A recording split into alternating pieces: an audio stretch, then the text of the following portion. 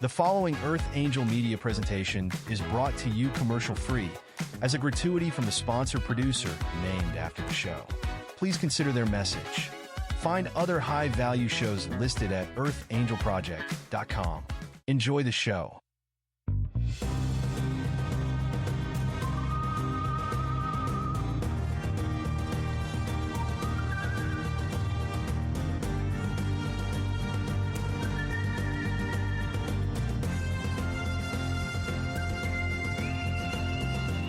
Welcome to Soul Decodes.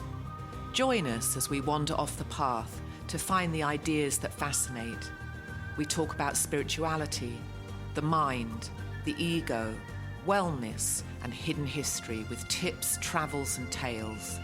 Charms for a better life.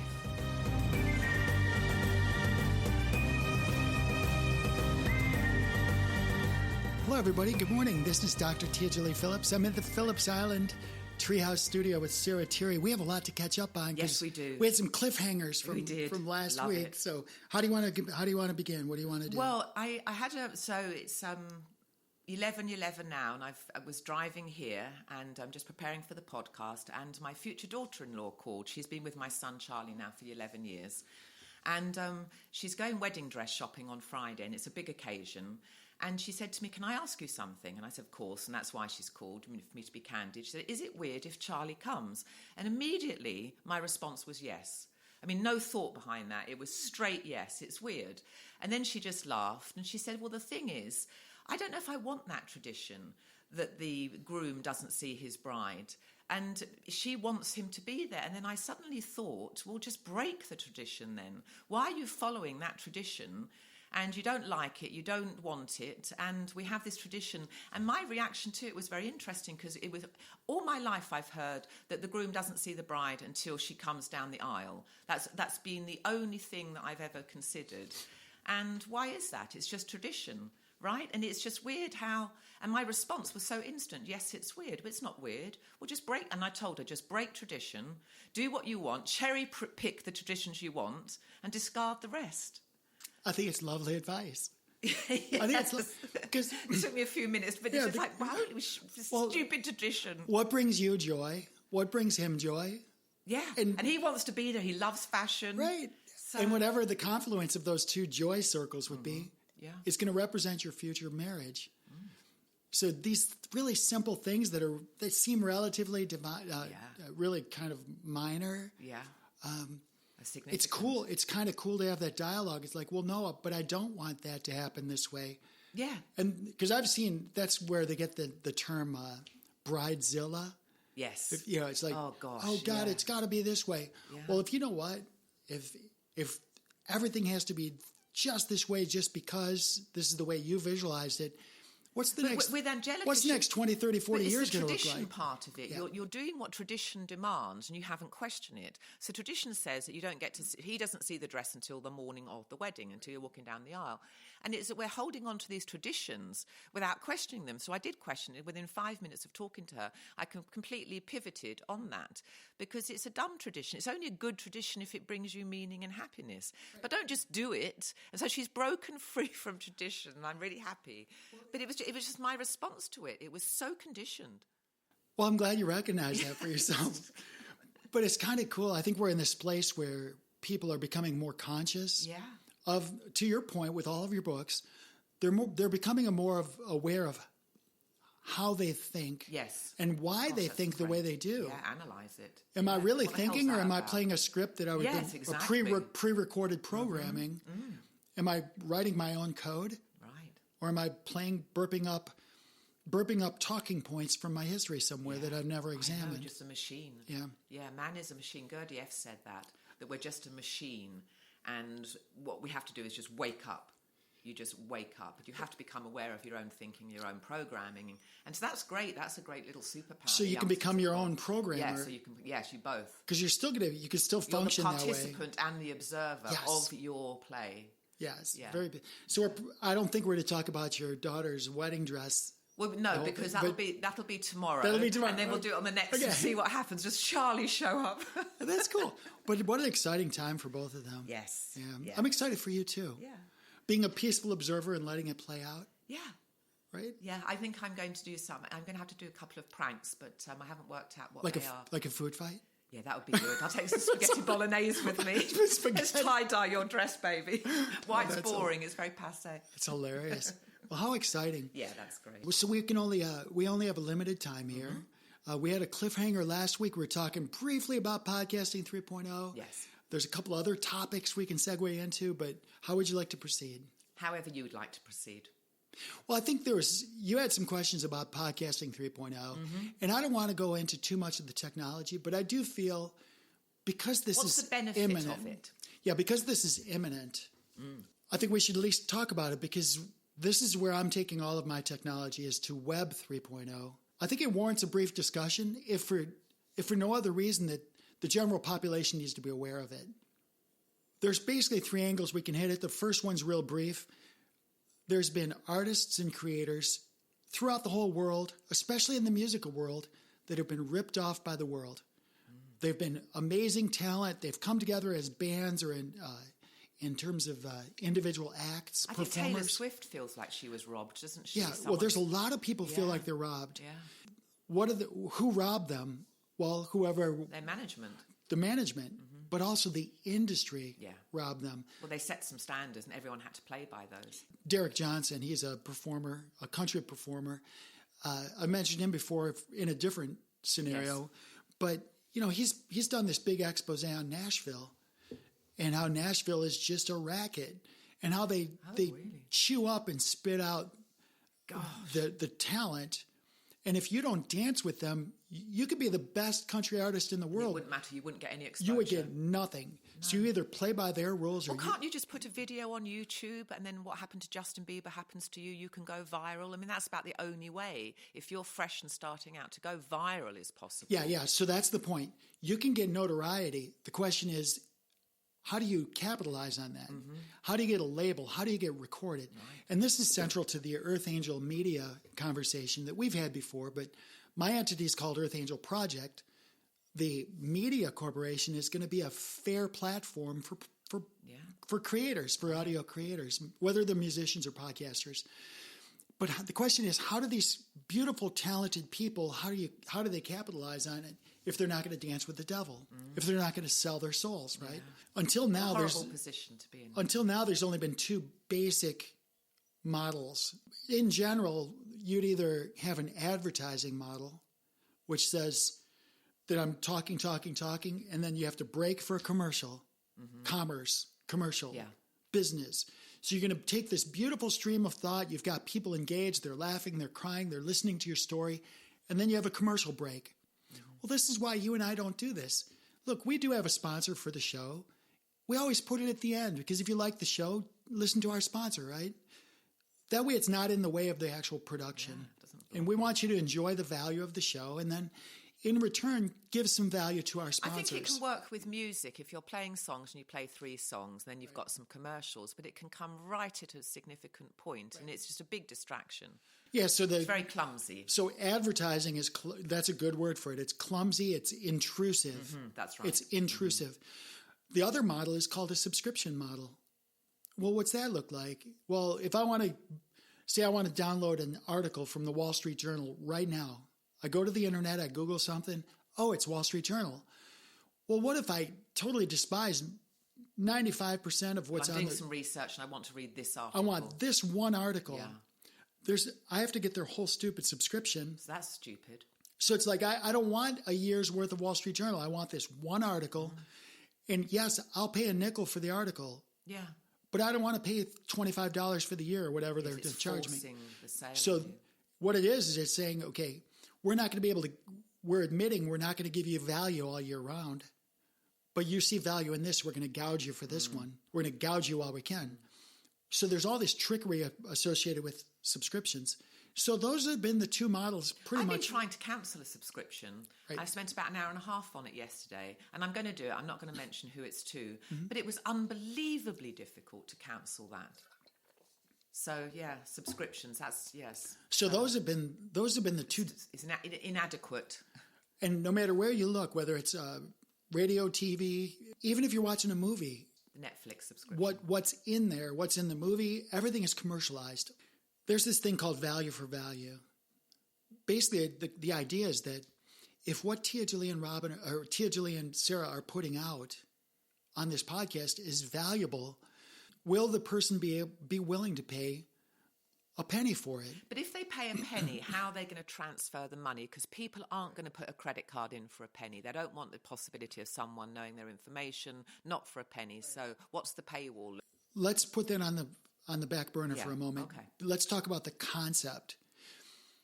Whether you have a subscription or whether you have an advertisement, somebody's paying a bill. Yes. Somebody's paying for it. The consumer might say, okay, I'm willing to listen to the advertisement. So I can get it for free. But are they really getting it for free? No. They're surrendering their time, their attention. Yeah. There's an opportunity cost to listen to that stupid advertisement about some bullshit you couldn't something care you're about. not, you don't care about adult diapers, right? I don't need to hear that stuff. And I don't want to. And I don't want to. Yeah.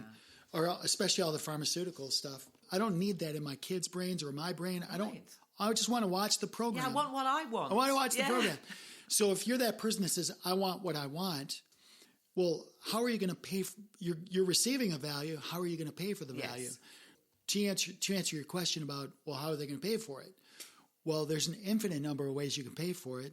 But the answer is however you want. Okay, however you want. If you want to, so you give an option. You can sell it. The takeaway Payment options for me, because I'm so in the traditional mode, it's that you give a credit card, a debit card, a check, or you Zelle. They're like you. So you're doing it already. Yeah. Like you have a Zelle account. So I don't, but my kids do, and I use that if I need it. But they just transfer money. They just press, it's done, isn't it? Well, and that's where the world's going, is it's digital finance. So I've got to get my head out of checks and all that. Yeah. It's just digital, isn't it? It's digital finance. And people say, ooh, I don't want to go. Would you have to ask for people's information? You'd have to some degree. No, you don't. Because they're not going to want to trade that. But I'd give you a penny. But there's public ledgers and there's private ledgers. The mechanisms that I'm looking at are both. So if you have a public bank account, you want to send me a penny per minute for our stream, fine. Use your private funds. There's ways you can make in the new economy, the economy that's coming upon us right this minute. There's going to be a way. If you want to pay from your private funds, you want to pay me anonymously for my stream, you can do that. If you want to pay from your bank account, you can do that. If you want to buy some cryptocurrency and pay me with cryptocurrency, you can do that. Because these are called ramps. You can ramp that money any place you want. Yeah, it's great, isn't it? And we can talk about that. Fascinating. But all these people are pushing back against avenues that didn't exist before. They do exist. That's the whole point. Before. They did. Or they exist now. They didn't exist before. You'd write a check, wouldn't you, or give a credit card. Now you can just do on your phone. It's just this little database of everything that changes your existence. Right. And people that push back against this online banking, we've been doing online banking for the past 30, 40, 50 years. It's just that the only thing that's changing is until this point, the central bankers controlled the entire system. And they've been able to censor people based on their finances. So if they don't like what you and I talk about on our podcast, they can literally chop the monetization. They can say, yeah, we don't like what you're saying. We're going to chop your revenue source. Well, that's not okay with me. No. To me, you and I are sovereign adults. Not okay. We're not breaking any laws. No. We're not harming any people. So we should get paid value for value. So the idea is if you and I put value out there, then we should get paid for our value. So should everyone else doing the same thing? Everybody else. Everyone else. So if you sit down behind your keyboard and you sing a song and everyone loves it, what you're seeing in Nashville and Hollywood and everybody is you've got this huge group of middlemen. Anybody that touches that, let's just talk about a movie. Yeah, they're the gatekeepers, aren't they? Everybody that touches that has to receive something. The union's going to make sure of it. Hollywood's gonna, the producers, everybody. It's really racketeering. It's racketeering because if you don't play by our rules, bad things are going to happen. Yeah, and that would be no opportunity. So basically, it's strip you of your it's livelihood. Organized crime. Kind of is, and that goes for Nashville. It goes for icky. Really even Motown got there too. Right. If you don't do things this way, Benny Gordy. I saw a biography of this a couple of weeks ago. What we're embarking upon right this minute, and I mentioned Snoop Dogg. Oh yes. So his newest release is on what's called Tune.fm. Tune.fm. Well, what this means is that if you were to go on your way home and download the Tune.fm app. I think somebody can sign up for Tune.fm right now and get like 30 minutes of just to try it out for free. And if you like the way it looks and sounds and feels and functions, and you're paying a penny for his song, and you're paying a penny per minute. So if it's a 3-minute song, you pay 3 cents. Right. If it's 4-minute song, listen to it just one time. No, it's every time it streams it. Every time you stream it. Yeah, but hang on. If you pay 3 pennies to listen to a 3-minute song, is it just one time hearing it, or is it like iTunes where it goes into your database and you can keep playing it over and over again? Don't know the answer because I think it's all subject to smart contracts. I think the artist gets to say what's going to happen with that. And this so is Snoop. Is it his invention or is he? Oh no. Okay, so he just signed up with these. Yeah. So and from our perspective, like right now, if you and I are talking. In order to get this to fit, now we're talking about the technology. So we talked about the money stream, because you might say, well, a penny a minute, that's not very much. But if you take 1 million listeners, like say he's got 100,000 listeners every day. But and that's per song. But a penny, I think that does add up because that would. It does add up. Yeah, it does. Because if I've listened to an hour's podcast, they're not going to do it on a minute, are they? They're going to say the podcast costs 5 cents. Because that would be 60. But technology is to the point where you can actually subdivide that penny. Right. Okay. And then create batches beneath that. Okay. So let's just say for fun that Soul Decodes, this show, really picks up some steam, and we've got 1 million listeners a year from now, right? Y'all need to get busy. We need to get those. But let's just say we have 1 million listeners. You and I can't manage all of the communications and all of the bling and all of the engineering. We'll have our own studio. We'll have we can't manage all that ourselves. So what we could do is we could bring in a team and say, look, for every streaming minute, we bring in a penny. You and I can actually decide what fraction of the penny goes to engineering, goes to legal, goes to CPA, like you can take all the components. Every component that we touch, the artists. I love it. It's very fair. The artists, like if we say, hey, we want unique artwork for every episode. Right now, I'm just using, AI to generate stuff, right? But if we wanted to feature a legitimate artist, and they do an album cover for us, say an aspiring artist, they could do episode 33 album cover for this podcast, and we could, for that episode, I could dictate what percentage of the stream money they get. Maybe they get, if we make a penny, maybe they get 10 cents or 10% of that penny. Of that, but whatever it is, they're getting something. Whatever we get. Yeah. So what we can do is we can take artists and say, somebody like my son Grayson, he's an audio engineer, young kid, just up and going. I could say, look, I don't want to touch any of this electronic stuff. I want you to come to the studio or even record us virtually. We're going to sit down in front of the mics. You do the mic check. Yeah. Get the levels right. Yeah. We're going to talk. We're going to talk. And when we're done, grab our purses and we're going to leave. 10% of this. And then whatever we produce, he makes. I love it. So everyone is paid for your contribution. And it's beautiful. What's significant is who is not paid. Who is not paid. People that don't contribute. Anyone who's not adding value to it. So if somebody's adding value to it, like the artist, like the sound engineer, the marketing team, the social media team, anyone who's adding value to it. So now what happens is everybody on the team wants to increase the flow because they have a vested interest in it. That's right. Yes. So now the social media person saying, hey, we need more commission. Yeah. Yeah, you work harder, you'll social media is going to say, we need this to be on all the platforms.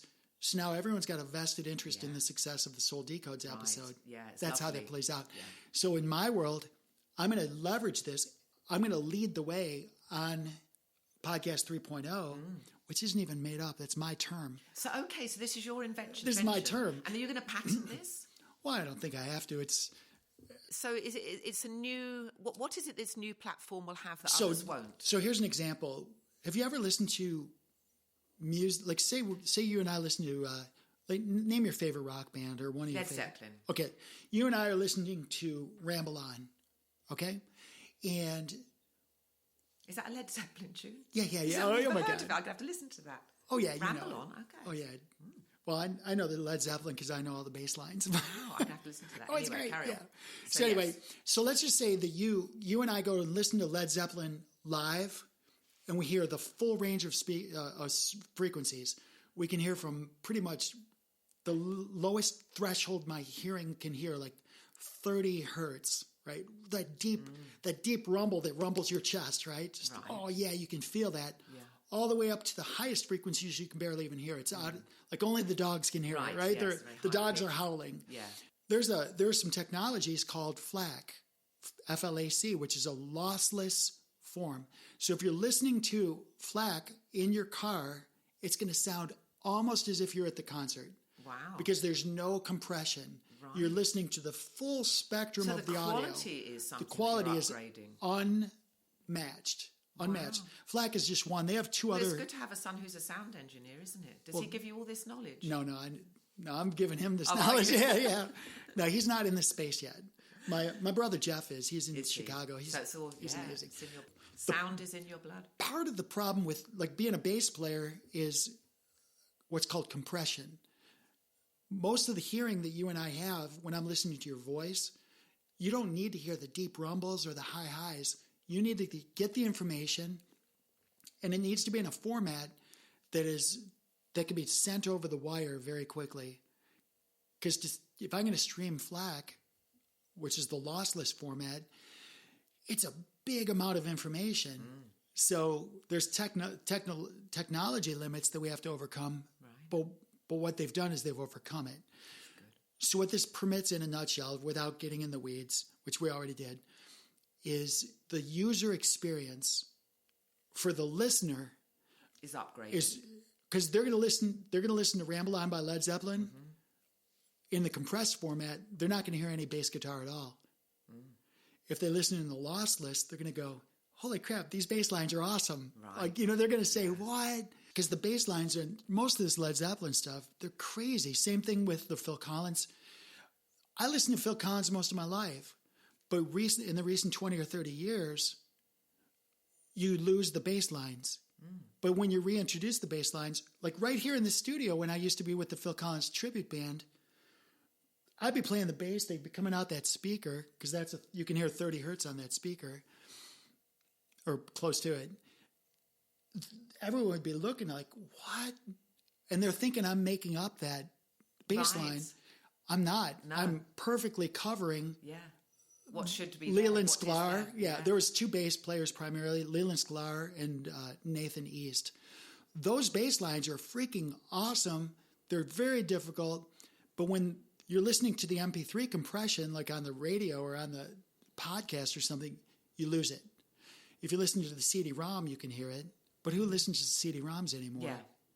Anyway, so there's a whole bunch of reasons from the technical aspect that it's going to be better for the listener, the overall listener experience. The listener is going to be down, not having to they can transfer the money any way they want, and it's just a penny here and there. Yeah. So it's not breaking anyone's bank.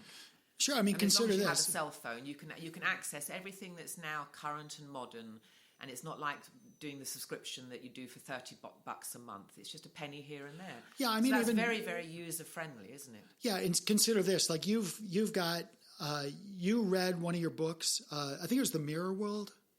What's the one you put on YouTube? The Mirror. The Starside Prophecy. Oh, Starside Prophecy. So you read that, all of these chapters, right? How many minutes would you say that is? That's 14 hours of recording. 14 hours, okay. So 14 hours at a penny a minute, right?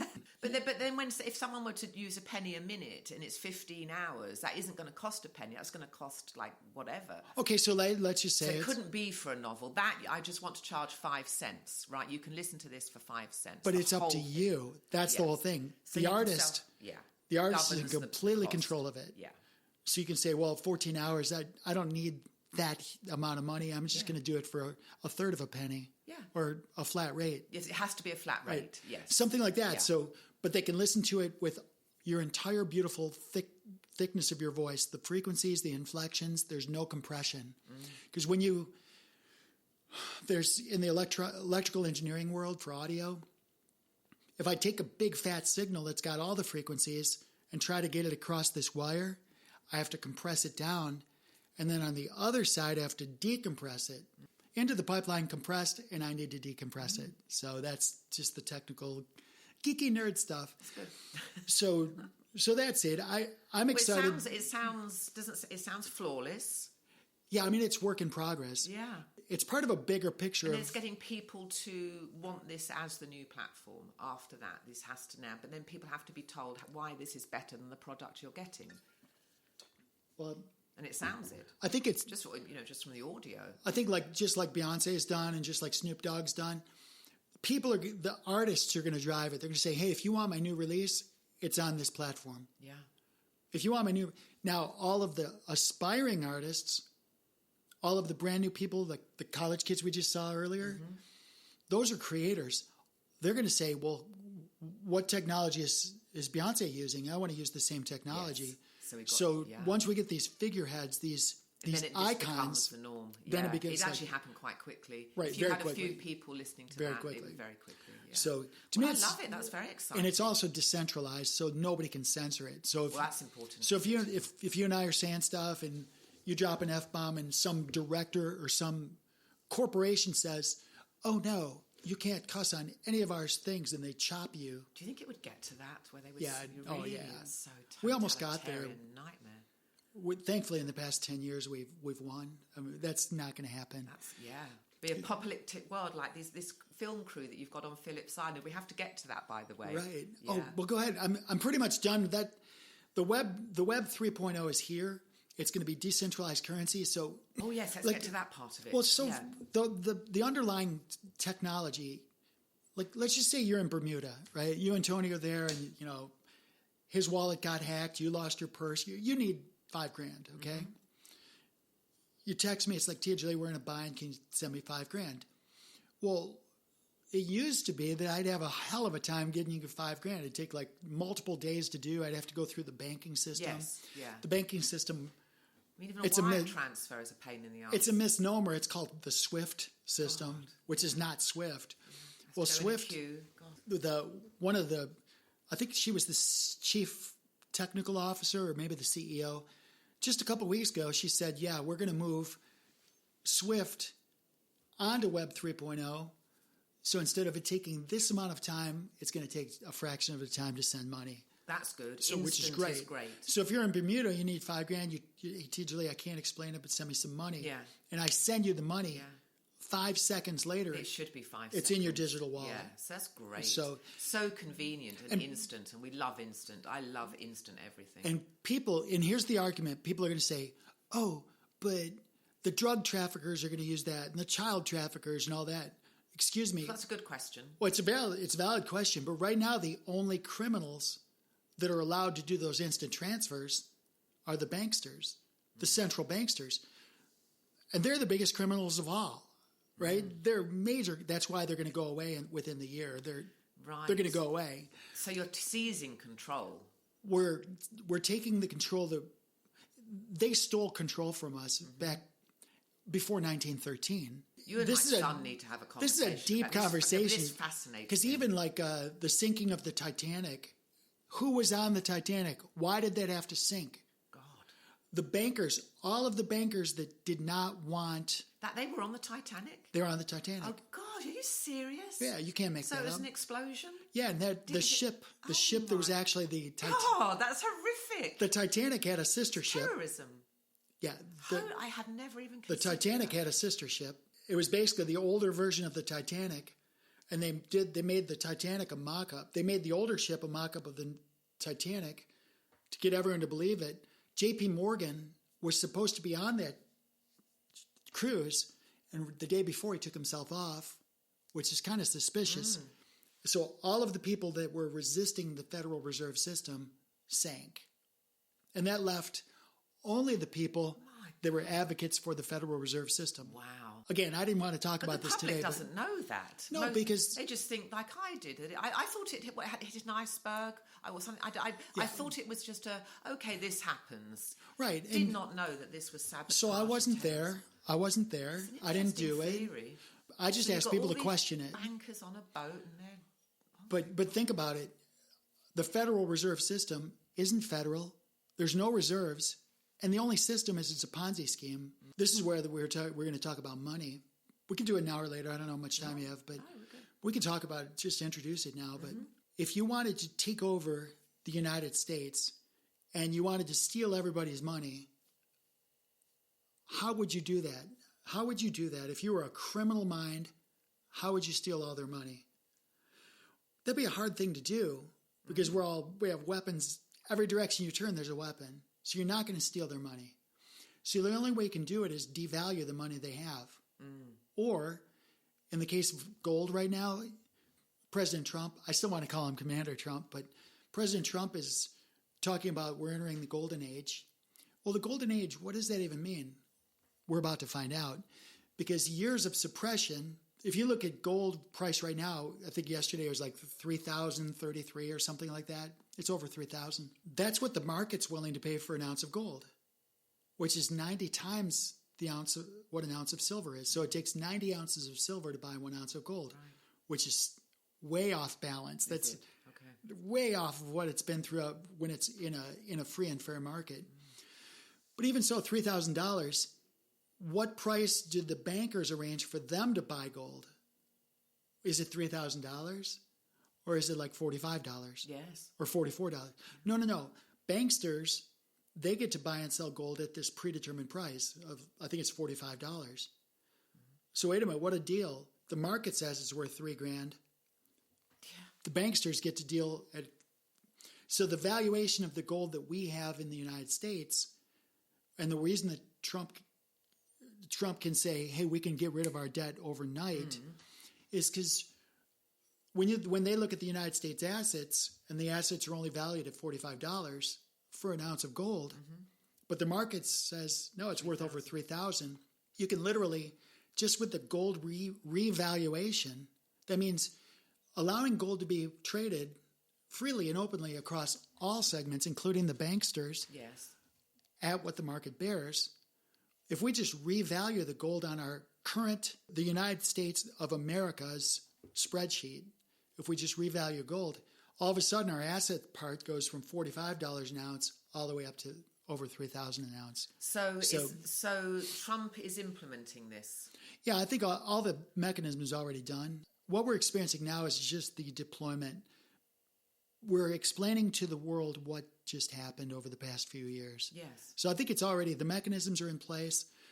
We're in an era now that many of us have been looking for a long time, which is transparency. You're seeing Doge. We're exposing the money laundering. We're exposing money wasting. All of the money that's wasted. Different programs to examine the it's ridiculous. Which insects have navels and which ones don't. Yeah, mating habits of tree frog or something. Which I'm not going to say are not important, but if they're important, let the people. There's way more important things to focus our attention on than that. America has problems here it needs to solve, and that's where the money should be spent. And if the mating habits of tree frogs is important, it's a value for value thing. To whom is it important? To whom and is why? It? And why?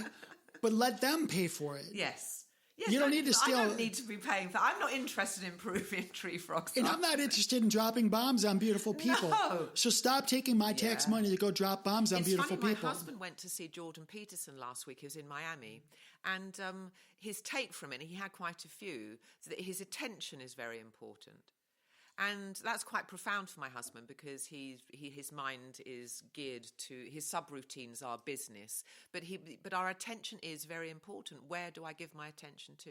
That's really, really vital. Not listening to some bullshit commercial. You know, that would be one that I'd want to eradicate, and this new platform would do that. I like what you're saying too, because our attention's been stolen. Hijacked. And there's a thing called the mockingbird media. Have you ever heard that? Yes. So, I think you've talked to me about that. And so what happens is you have all of these media outlets at 4 a.m. Eastern Coast time over our entire lives. They get these talking points about today, what you're going to say today. If you're part of this media network, this really organized crime network, and they're going to put out some talking points about whatever it is, the vaccinations or the money system or who's going to be president, whatever the talking points are, all of them, which are controlled by basically six companies, right? All of them get the same talking points at 4 o'clock in the morning. So when the morning news comes out, everyone's saying the same thing. Sometimes the same words. Dull and wrote. Right. And then what about the over-influx of information? Because my daughter, she doesn't follow the mainstream media, but she has all sorts of theories about everything. And I don't worry, but I wonder what her mind's doing, because before, okay, there was this one source, this is what we were fed, and this is how we all just plodded along. Now all this is being exposed. Everything's crumbling, and then you're going to have a massive amount of information. How do you sift through that? Yeah, so these are good questions. In fact, Robin, she's had a lot of these questions too. We first came across this with our youngest son, Grayson, because it had to do with Santa Claus. Yeah. Because let's talk about it at the family level. To what degree is perpetrating fraud upon our children okay? Because if I'm telling him, yeah, the Santa Claus is a real deal, and he's trying to figure out, well, how the hell does that fat ass get down the chimney? And wait a minute, flying reindeer, what's this? And I'm basically lying to my child. I'm lying to my child. To what degree is it okay to lie to your child? And for what purpose? And who's got anything to gain from that? Yeah. So I think the question becomes, and I'll ask you this. When is it okay to lie? When is it okay to lie? Well, I'm going to have to give it more thought. And I don't think I ever came up with an answer to that, because I did the whole Santa Claus thing. I did the tooth fairy thing. They'd get $10 under their tongue. I tell them a tooth fairy came and the Easter Bunny poops a gold nugget. Yeah. At the beginning of this show, I fell into this tradition that Charlie can't be there to look at his fiance's wedding dress and choose it with her. So I've been a sucker in my life for just following these. But the Christmas thing, it was fun. There was so much fun around this lie. Santa Claus, and I wrote books and screenplays about him and fed the reindeer, left them, and, there was so much anticipation and fun. So that was the trade, I guess. But then, you've lied to create fun, and then you just say to your kids, when they find out that you've lied to them, I think Charlie was either 10 or 12, I can't remember which it was, but he was very late finding out that Santa Claus wasn't real. And he came to me, he said, why? And I thought, it was just fun, darling. It was just a lot of fun. And he gets it. And I said, are you going to do Santa Claus with your children? And I'm not sure whether he is. Samantha definitely is, even though she knows that was a lie. She enjoyed the fun. She enjoyed the sack of toys that Santa Claus put down on the end of the bed. Because Santa Claus left cheap Chinese toys in a big sack at the end of their beds. And then I bought toys when they came down in the morning. So there were just so many toys and Santa in our house. So they would, it'd be interesting to ask them. I'm going to ask them. I'll get their answer, and then we'll talk about this again. Well, what would it look like if... keep going with this fraud? What would it look like if we permitted the children to create their own superhero? And what would it be this year? Who's the superhero this year? What do they stand for? What do they represent? Yeah. If we had a champion this year for the winter solstice, which is what they basically call Christmas, which is going to all change with the new calendar. When we come out with the 13-month calendar. When are we coming out with that? Not too soon. Really? It's going to be great. 13 months? Yeah, it's a lunar... Okay, so it's just a lunar calendar. Yeah, it does make more sense. With one extra day. Yeah. And there's a month called Sol, S-O-L, that's going to be between June and July. Maybe we don't get there in my lifetime, but that's how the calendar was originally. Yeah. And why would it be great for us to go back to that? Physiologically, it synchronizes us with the cycles. Yeah. The cycles. Yeah.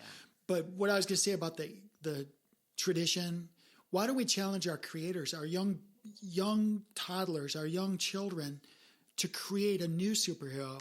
Say, look, in the past we used to have the Santa Claus, which served its purpose, but what would the next superhero be? And what would they stand for? I'm pitching 2 North Pole screenplays to Pixar. Okay, well, let's do it. They got them. They're Santa Claus. Tits go up in the North Pole and the children arrive to solve all these problems, but they solve them inadvertently. They kind of fall into it. And it was just as humorous. So, yeah, I don't think I can be convinced that we have to wipe Santa Claus out, seeing as I've put my life into this why don't we just take Santa Claus? Talking about Christmas to the wrong person. Bring back Christmas. I love Santa. But that's... And I'm going to have your T-shirt made with that on it for you. I love Santa Claus. So, but let's just think in terms of the evolution of Santa Claus. If you need to keep Santa in your He's a good one, but we could get more. But you could just say, okay, replace the old dude. Just like Pokemon, you know how they evolve. What would Santa Claus 3.0 look like? He doesn't have that stupid beard anymore. Right? Maybe his clean-cut business guy is like, hey, listen, it's an industry now, so let's talk about... It's like Marvel films. It's like Marvel films. It's like, okay, we need some superheroes this year. Who are they going to be? And so I have the North Pole, and all the elves they have designations. And so you've got the castle help, and then you've got the military, then you've got the doctors, and then there's universities. The whole North Pole is this massive civilization. But Santa Claus he's a bit of a ditherer, and he's got a right-hand man who makes all the decisions. But I've actually done what you have done. I recreated the North Pole. It's massive. It's a medieval-looking kingdom, but it has all the technology. So, yeah, the North Pole is great, but that's what I've done. I just reinvented the whole thing with my 3 children being Santa. My 3 children are saving the day in the North Pole. They go there because Santa Claus has summoned them, and they have to get things working again because it's mutiny and all sorts of things going on. So I've kind of done that. But I think that's beautiful, and you're taking something that's known. That's the most effective. In my novel, The Starside Prophecy, I took Jesus and completely reimagined him. But we can reimagine these characters.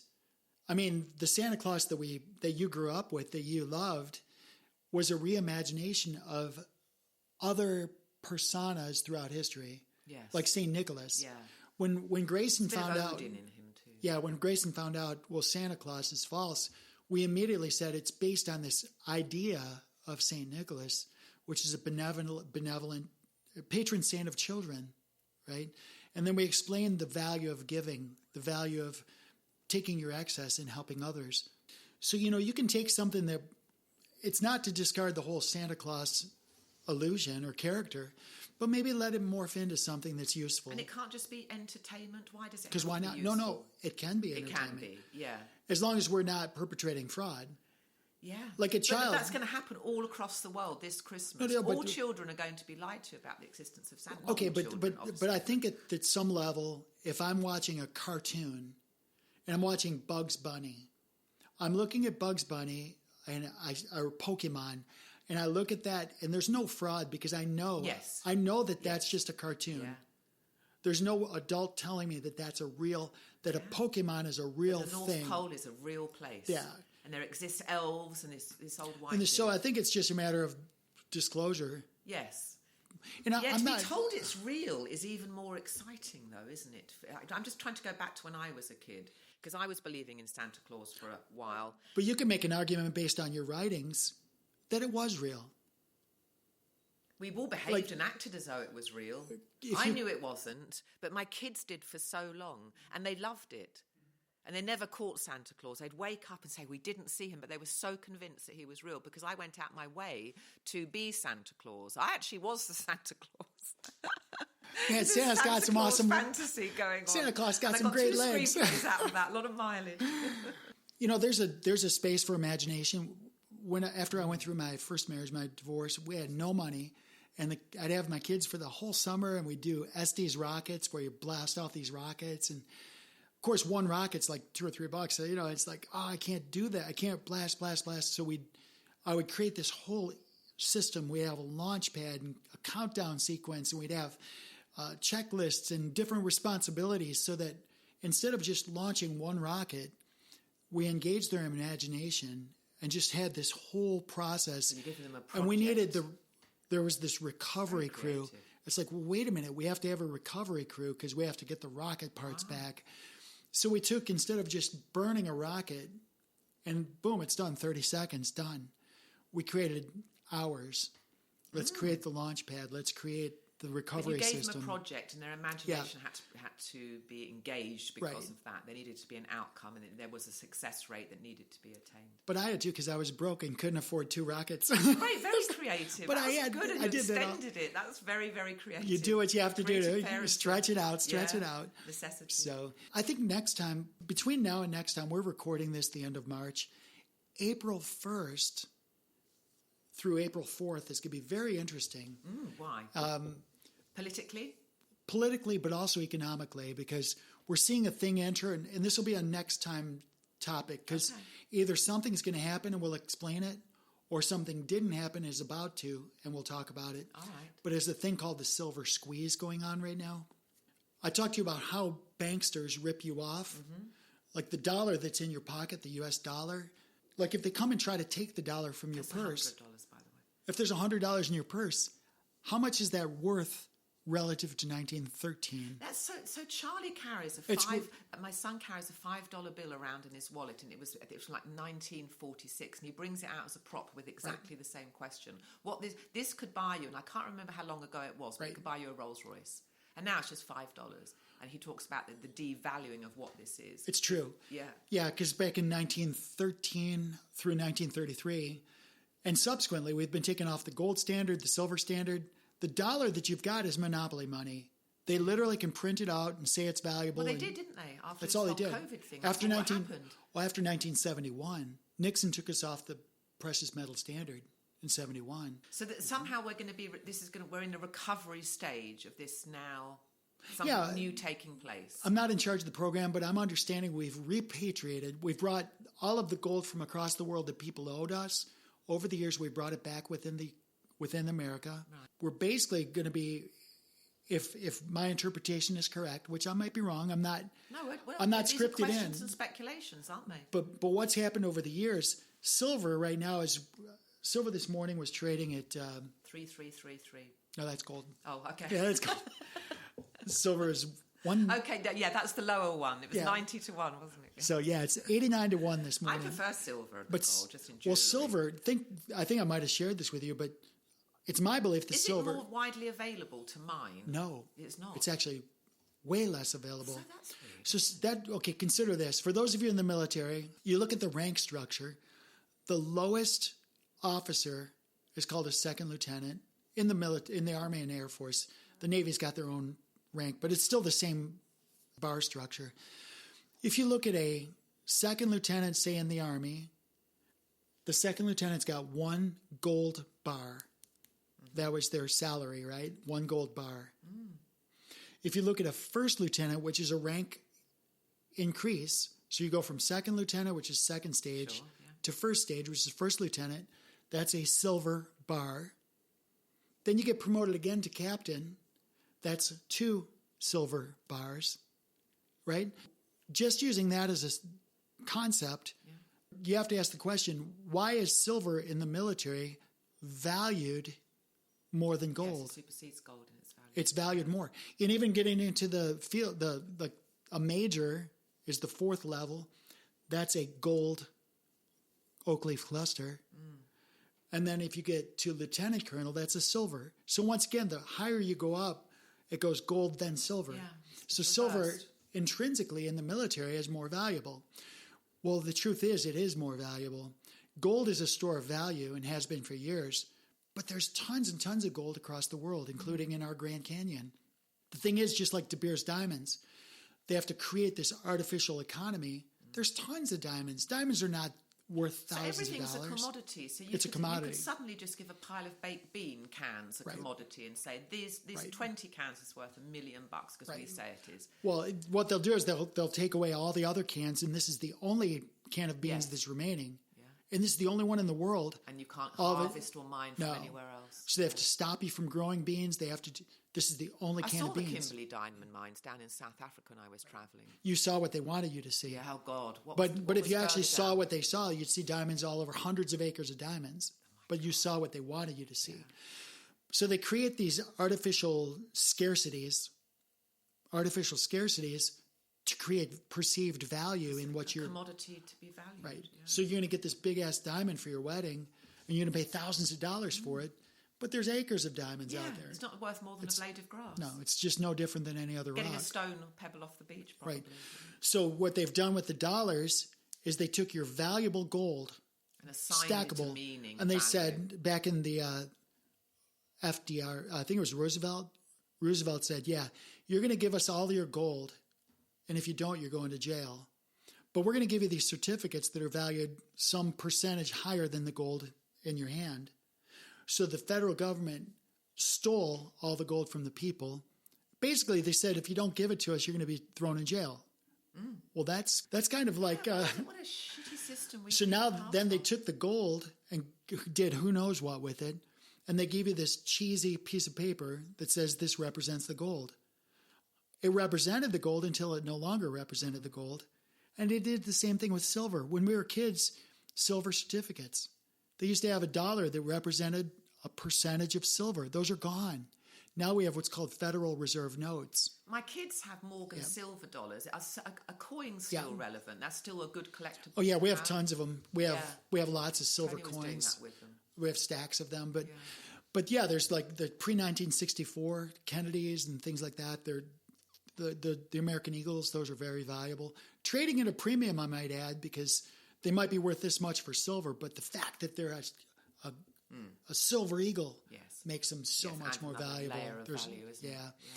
So I think by the next time we meet, April 1st will have come and gone. Yeah, let's see what happens. And then. what happened now is the banksters have been rigging the silver market so long that they've been hammering the price below 30, keeping it at 30. They couldn't keep it below 25, so now it's 30. They can't keep it below 30. They're trying to hammer it down below 35. Why? Because they've been saying, oh, we don't need that silver. It's worthless. But the truth is your cell phone, your electric cars, your solar panels, all of these need silver. They don't need gold. No, gold's quite weak as well. They need silver. Yeah.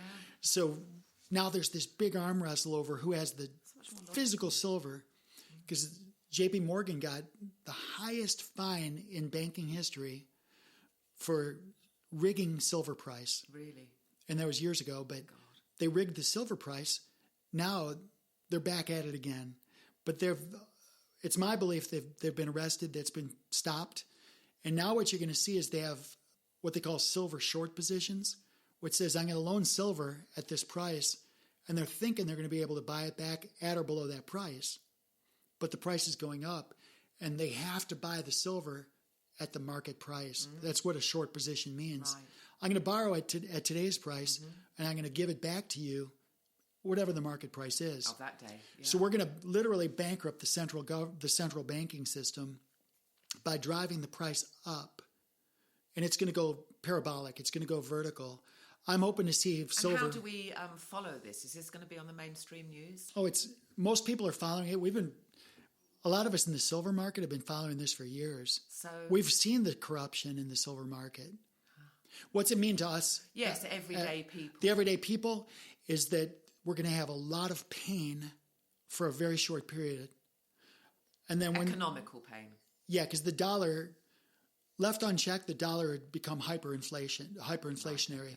Because it's not like the silver's worth anymore. A lot of people say, oh, the cost of eggs has gone up. Well, no, the eggs are the same price they've always been. It's the value of the dollar has gone down. Yes. So you need more dollars to buy it. The eggs, yeah. It's the same egg. Yeah.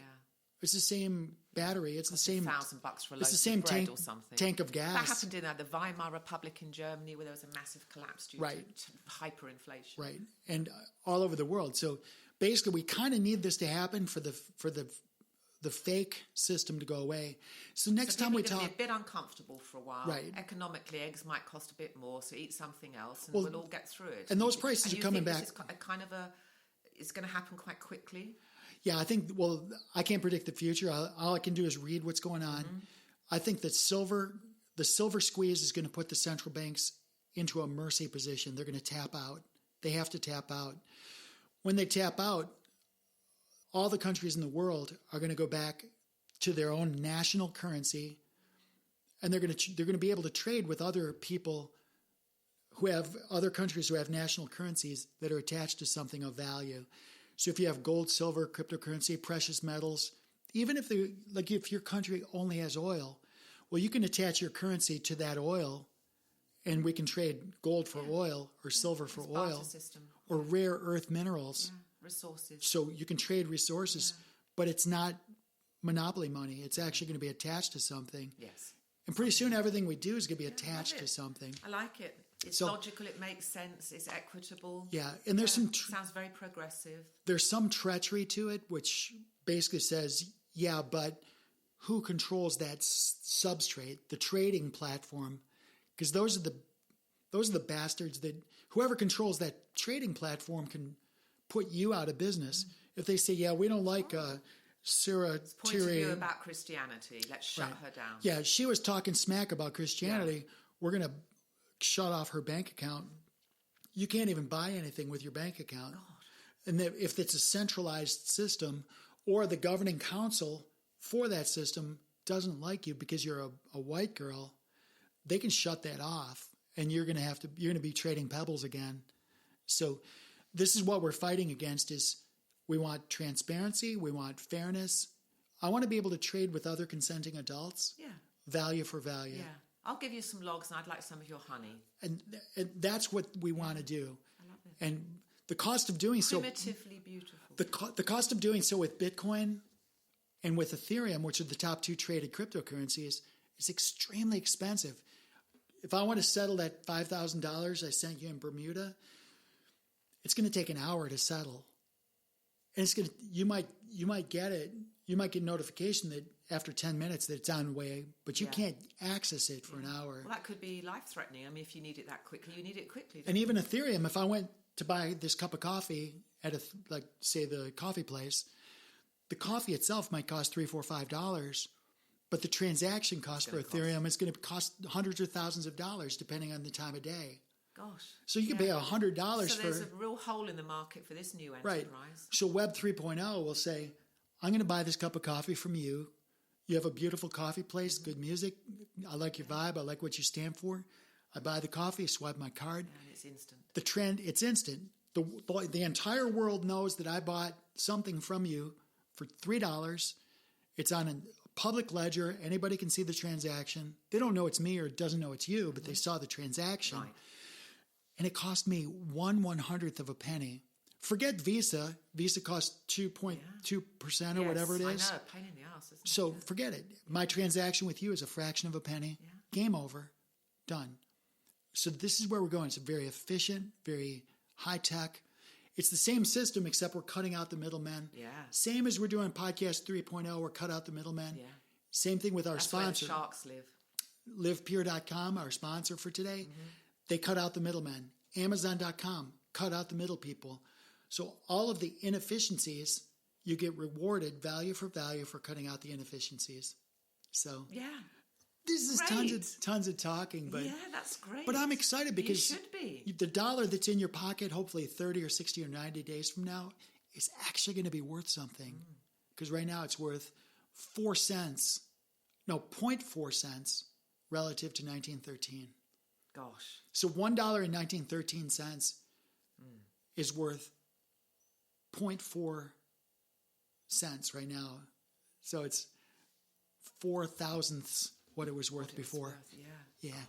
My mum bought a house in 1973 for $11,000. Yeah. In my house, my first... 11,000, you couldn't even get a Hyundai car for that, I know. could you? My first house was in 1987 in Moorestown, New Jersey, by Cherry Hill, New Jersey. I paid $87,000 for it. Oh, wow. And I drove by it now. I'm like, oh, holy crap. My God. I don't think I could afford it now. Yeah, don't drive by, darling. Don't depress yourself. I should have kept that darn thing. But, so this has been great. Yes, it's been We're all lovely. over the board. Yeah. Thank you for coming by. Yeah. Any closing thoughts, final questions? I'm looking out the studio window and there's a crew out there. With, so just tell me a little bit about them. Yeah, you met some of the crew. There's a friend of mine, I'm talking business. He's a tech nerd just like me. We're talking business.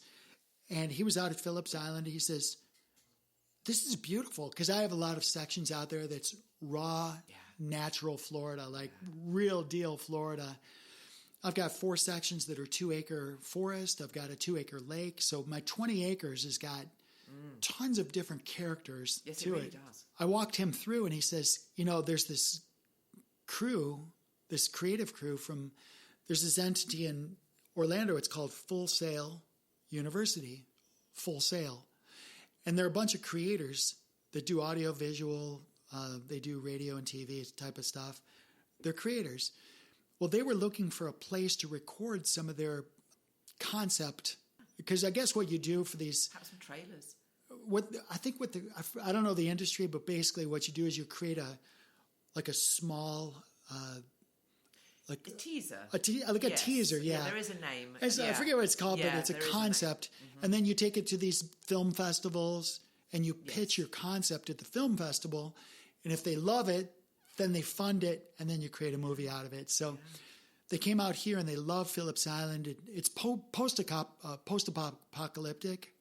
So it's, I won't say the name of it because I don't know if I can say this permitted to, but basically it's going to be we didn't take care of our world. It got all polluted and toxic. It's hard to breathe. There's no air. You can't breathe. There's no air. If you take your mask out, you're going to die.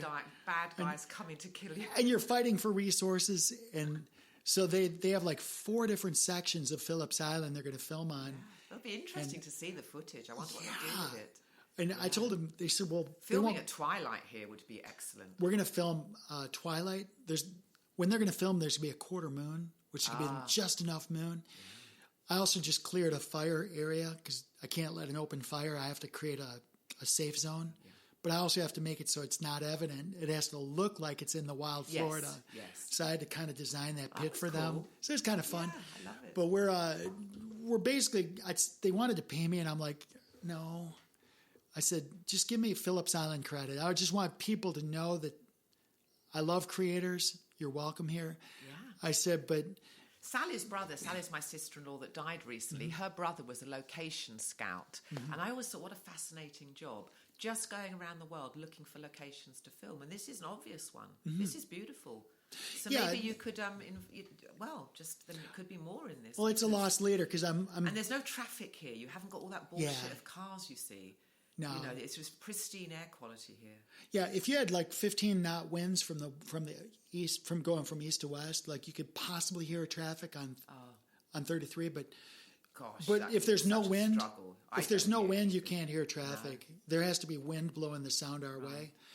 But I told them, I said, look, I'm going to basically do you a favor here, but don't expect this in the future because I don't want this to be like, if people are going to come and film here, I'm going to actually just probably throw me a nut, throw me something because, but these kids are so beautiful. They remind me of my son Grayson. Right, they're just beautiful. They're creators. They're excited. They needed a scene. What you saw coming up, I saw there was 2 ladders. Yes. With the extension ladder across. They needed a way to create rain. So I told them how to do it. Did you? Oh, so this is great for your creativity. Well, I'm just helping them. I don't want to give them the answers because they're creators, but I'll give them the tools. And I was happy to see that there was a beautiful young girl as a project manager. Yeah, there's actually 3 girls that are really sharp. Yeah. Very, very sharp kids. But they're all sharp in their own way. Like I was listening to the creator that does the videography and the photographic, the imagery. He was talking about the crops and the apertures and the lighting and how he wants. So much to it. So much to it. Yeah. And they have a crew. They actually added me to their crew dialogue, so I could see every conversation. Oh wow! How fascinating. So, because I gave them a list, I said, "Look, if you're going to have an open fire on my property, number one, I'm going to be there. If you're going to do any work here, you're going to sign these waivers because disclaimer. You twist an ankle or get bit by a snake or something. Yeah. I'm not going to own that. Yeah. You're going to own it because I'm not. Well, you can't. I can't. No. So before they did anything, I had them sign all this stuff and just hold harmless on my end. Yeah. And I did say that when they're done, if they can give Phillips Island a credit, but also I'd like to get a graphic that I can post in the studio. Yeah. With the name of their project and maybe the whole crew, get a picture with Get them. a picture in there. Next to that apocalyptic-looking tent. I would like that just for the studio wall, but that would I don't need anything from me. I just want to help the people. Yeah, that's what we need. Help creators, right? Yes, exactly. Don't charge them and allow them to do their thing. Yeah, so I'm excited for them. But I'm excited for next week, too. I hope our economy holds together that long. Let's see. Yeah. Between the 1st and the 4th. Any other closing thoughts? No, I'm good. It's been a wonderful conversation. I just love having you here. I want to buy some silver now. Yeah. This is last call for silver. Last call. By the time this thing airs, silver might be skyrocketed already. Let's see. Yeah. So. All right, my love. Well, you take care. Thank you for coming, Sarah. I'll see you next week. All right, be well. Bye-bye.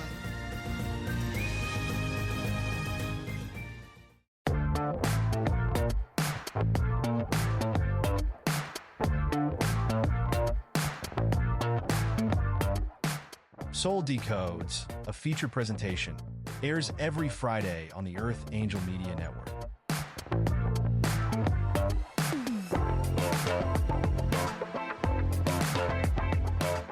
This episode of Soul Decodes is sponsored and produced by Live Pure. Optimize your life by taking your health to the next level. Listen now to learn how Live Pure will make your world better.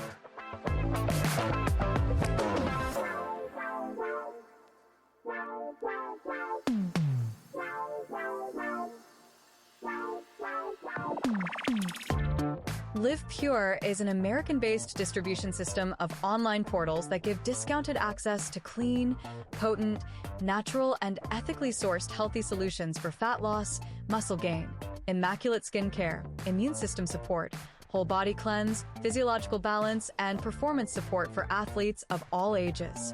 Live Pure handpicks the best products and nutrients from world-class companies, always adding to their quickly growing wellness lineup that now includes Korean skincare, medical-grade nutraceuticals listed as pharmaceutical alternatives in the physician's desk reference, and healthy coffee that rivals the world's best, but for only about $1 per cup.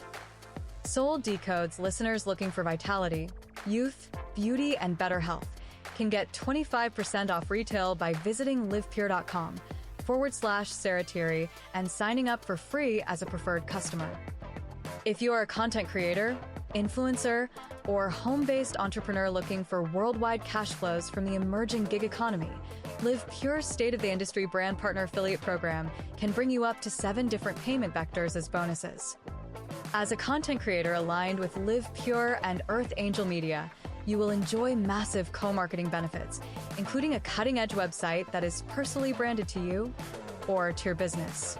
Sign up as a brand partner at livepure.com/Sarah Thierry, or drop us a note at connect@earthangelproject.com to get more information.